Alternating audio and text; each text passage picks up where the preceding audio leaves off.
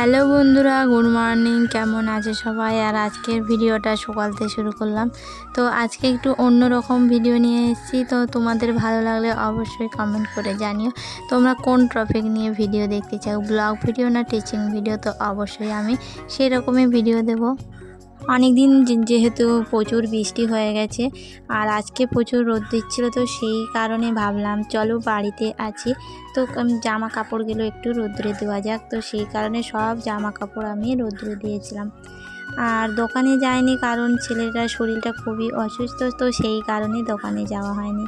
তো ভাবলাম চলো তোমাদের সঙ্গে শেয়ার করা যাক আমার শাড়ির কালেকশান। তো দেখো, প্রথমে ব্লাউজগুলো একটা ব্যাগে আমি ভরে নিচ্ছি, কারণ কোথাও গেলে ব্লাউজ খুঁজে পাওয়া যায় না। আর ঘরটা যেহেতু ছোট, তো সেই হিসেবে রাখার জায়গাটাও নেই। একটা শোকেস আছে, তো তার মধ্যে সব ঠাসাঠাসি করে রাখা থাকে। তো সেই কারণে আমি একটা ব্যাগে ঢুকে দিলাম। তো কোথাও যাওয়ার সময় চটজলদি ব্যাগটা বের করে নিলেই হবে। তো যে শাড়িগুলো আমি পরি না, তো সেই শাড়িগুলো সবটাই ব্যাগের মধ্যেই ঢুকিয়ে দিচ্ছি, কারণ এইগুলো আমার আর লাগবে না। তো কোথাও যখন যাব তখন বের করে পরবো, এখন তো কোথাও যাচ্ছি না। এই শাড়িটা আমার বিয়ের বেনারসি, সেই যে 2বার না 3বার পরেছি, তারপরে রাখাই আছে।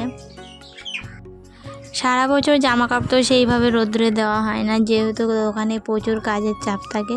তো আজকেই যেহেতু বাড়িতে আছি, তো ভাবলাম চলো এগুলো বার করি, কারণ ছেলেটার জ্বর, তো বাড়িতেই থাকতে হবে, শরীরটাও খুব খারাপ। আর তোমরা তো জানো বাচ্চাদের এখন জ্বর সর্দি কাশি সব বাচ্চারই হচ্ছে।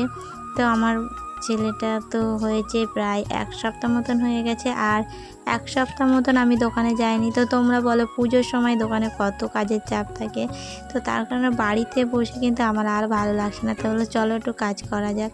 তো এই সবগুলো বার করে নিয়ে আর কি রোদ্রে দিলাম। তো এই হলো রৌদ্রতে নিয়ে এসে এবার সবটা গুছিয়ে নিচ্ছি, কারণ এই সময় ছাড়া আমার আর সময় হবে না। এখনও বাজে 4টে, আর ছেলেটা যদি উঠে যাবে হলে ঘ্যান ঘ্যান করবে, তো তাকে নিয়ে আবার উঠতে হবে। তো সেই কারণে এখন আমি গুছিয়ে নিচ্ছি, আর ও ঘুমোচ্ছে। আর দেখো, এই শাড়িটা ছিল আমার প্রিয় একটা শাড়ি, খুব সফট নরম। তো এই শাড়িটাও সেইভাবে পরা হয় না, কারণ সেভাবে কোথাও যাওয়া হয় না, তো রাখাই থাকে। তো দেখো শাড়িগুলো সব আমি ভাঁজ করে নিয়েছি। তো আরও কিছু এই সাইডে শাড়ি আছে। আর এই যে এই শাড়িটা দেখছি, এটা প্রথম বছর বিয়ে, যখন প্রথম বছর জামাই ষষ্ঠী হয় তখন বাবারা দিয়েছিল। আর এই শাড়িটা দেখছো, এটা হলো গত বছর ভাইয়ের বিয়েতে দিয়েছিল, আর পুজোতে পরে পুরো শাড়িটাই নষ্ট হয়ে গেছে। তো এই যে ব্যাগ বেঁধে সাইডে শাড়িটা পুরো কুঁচকে গেছে, তো এই শাড়িটা আর ব্যবহার করা যাবে না। তো সেই যে একবার পরেছিলাম, তো আমার আর শাড়িটা পরে শখ মিটলো না, তো রাখাই আছে। ভাবলাম এটা দিয়ে একটা যাই হোক বানিয়ে নেব।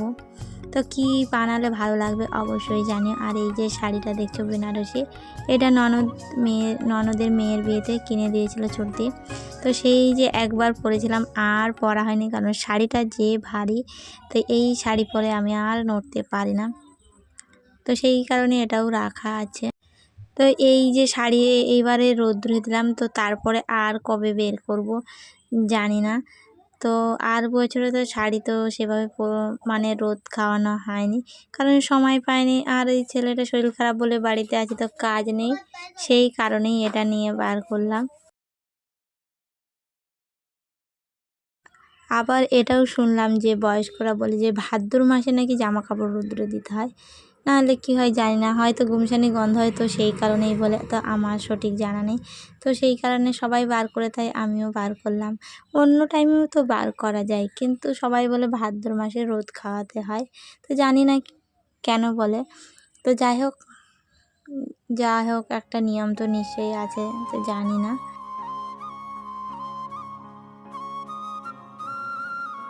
আর এই যে এগুলো ছিল বিয়ের পাঞ্জাবি, দুটো পাঞ্জাবি বিয়ের সময় যেহেতু নিজের বাড়ি থেকে একটা পরে গেছিলো, আর ওখানে যখন বিয়ে করতে যেত ওখান থেকে বাবারা একটা দিয়েছিল, তো সেই কারণে দুটো পাঞ্জাবি, তো সেই যে একবার করে পরা, তারপরে তো রাখাই আছে। তো যাই হোক যত্ন করে রেখেছি, যতদিন থাকবো ততদিন গুছিয়েই রাখবো, তারপরে যা হবে। এই যে বিয়ের জিনিসগুলো আজ আমি 10 বছর ধরে গুছিয়ে রেখেছি।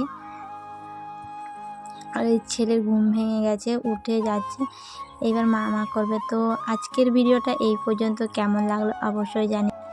আর হ্যাঁ বন্ধুরা, কে কোথা থেকে আমার ভিডিও দেখছো অবশ্যই কমেন্ট করে জানিও। আর আমার ভিডিও যদি তোমাদের ভালো লাগে অবশ্যই চ্যানেলটি সাবস্ক্রাইব করে দিও। তো টাটা, দেখা হচ্ছে।